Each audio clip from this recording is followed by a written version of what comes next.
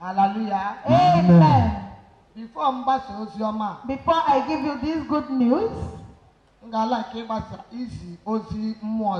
I would like to give the message that the Spirit gave to me. I have a message for you by the Spirit. After giving you that message, then I will start the good news.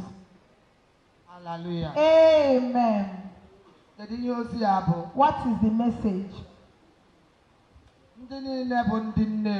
All the people that are from Nnewi indigene. If you are an Nnewi indigene,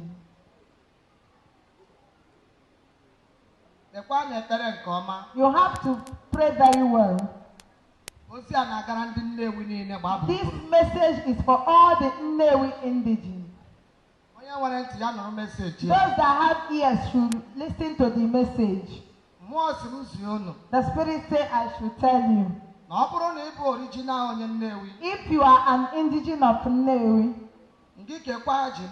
you should be well prepared. A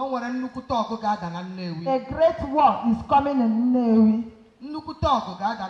A great war is coming. Brothers will kill brother. They will start to kidnap your wives. They will start to kidnap those that have money. This is a great war. And this war is between siblings. The people that will be involved in this war is Nnewi versus Nnewi. They are the ones that will fight. And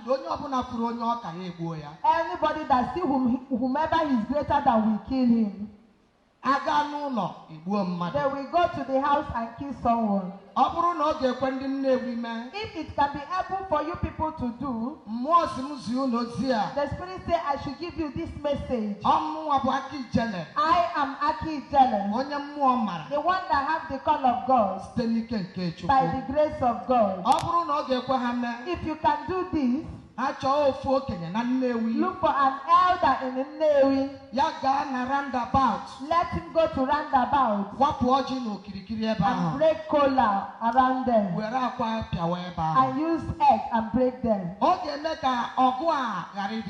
It will calm this fight that I'm seeing. It will not make for the